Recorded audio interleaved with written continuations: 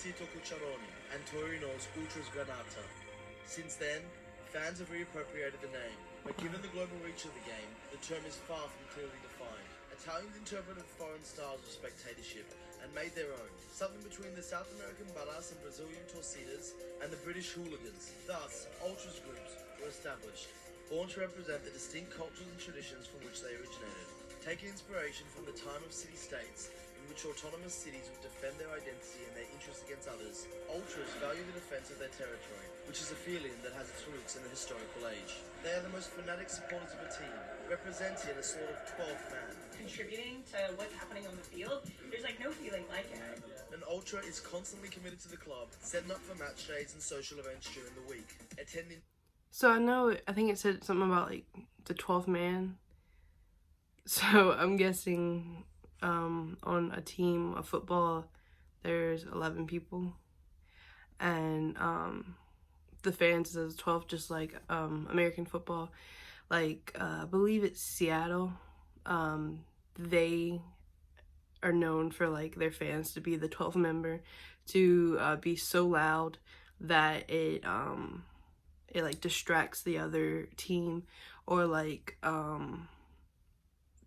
they're so loud that the team can't like communicate well because they can't hear each other.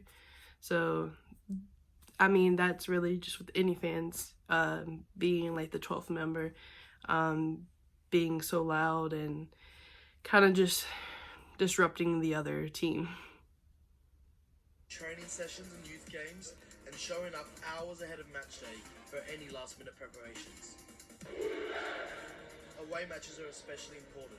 It's where one proves their true commitment to the group. We played in Bremen, and there were 20,000 people coming to the game, and 16,000 from St. Pauli. And the opportunity to show off your pride in another territory. This comes in the form of choreographies, flags, chants, banners, and fanzines. The strongest expression of these rituals are usually reserved for anniversaries of the club, insane. legendary players, the fan groups themselves, derbies, rivalry games, and finally, big cup matches. Ultras have always been characterised by their rebellious nature. Unlike the British, who support largely rides on reacting to what's happening on the pitch, ultras make their own show, beyond the result. Nagyon nagy munka van mögötte, akár egy hónappal előtte nekiállunk. Ezt a klub nem finanszírozás, saját erőnkből alkotjuk meg mindig, saját szabadidő. Oh, so the Ultras is literally a club. It's, because that's what I was thinking, like, how do everyone knows the chants or the choreographies? So like it's actually like a meeting that you go to and to like learn this type of stuff, to learn like the new chants or, you know, whatever's new. I was reading like their clubs, but I never really put into like perspective that it's actual people take out their time to go to these like club, I guess, like meetings to learn new chants and choreographies and stuff. Drums, flares, megaphones, smoke bombs, the opportunity to freely express a collective idea and a unity of devotion all contribute to this atmosphere. Whenever possible, ultras will march through a city in a corteo, making sure their presence is well known. The group mentality That's is crazy. an ultra. Rivalry and friendship are The the most dedication, man. parts of ultras culture. Of course, there are derbies between two teams of the same city or town, but the motivation behind friendships and distances between these relationships can be truly remarkable. Despite being rivals, Genoa and Sampdoria both have a friendship with Boca Juniors for their connection of immigrants establishing the club.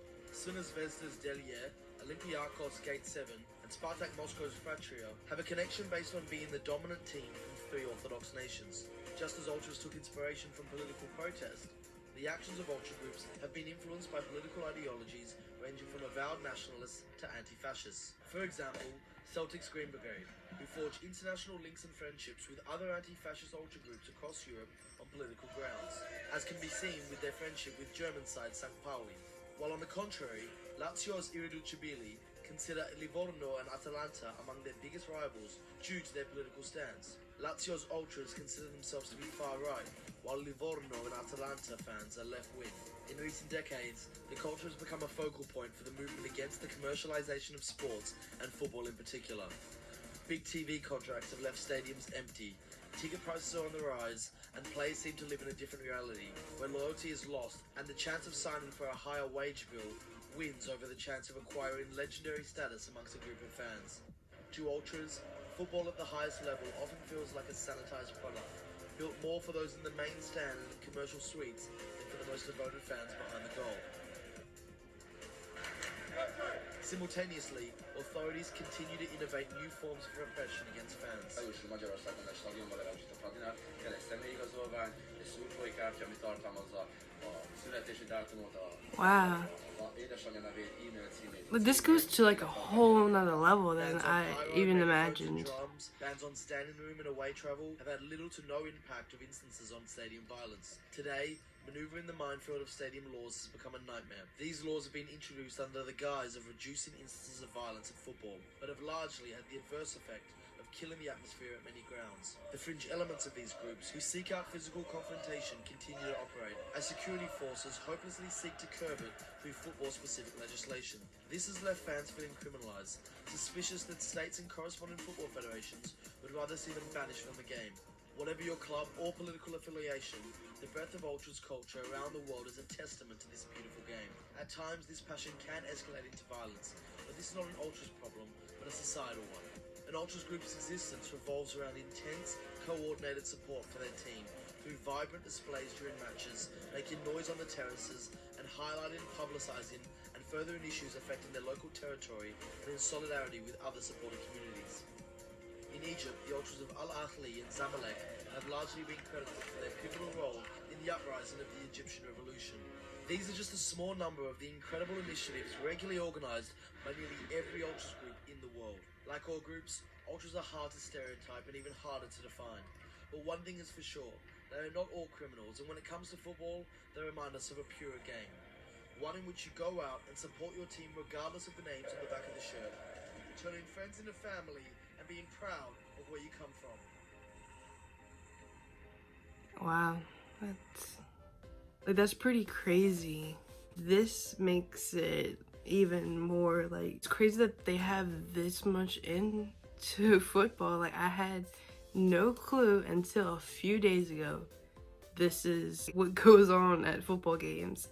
So were they saying, say it's an away game, the away team's fans will come to that city and like be in the streets and all that to like show their presence? That what he was meaning? Because like that's just a whole nother level. Also, this might be a dumb question, but I have no clue. So when they say political, the ultras can be different between your political like views or something like that. Is that literally like political, like government political, or is this like just saying, I don't know.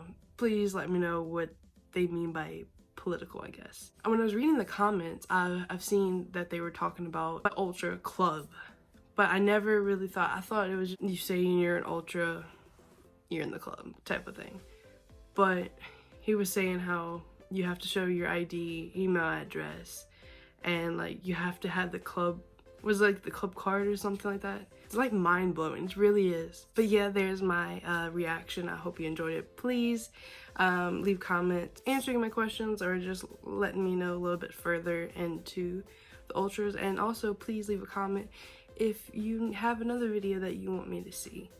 Other than that, while you're here on my channel, if you would want to go and check out my other videos, I have other football ones, and I have tried Canadian snacks and just a bunch of other ones, and many more to come. So come along on this journey with me.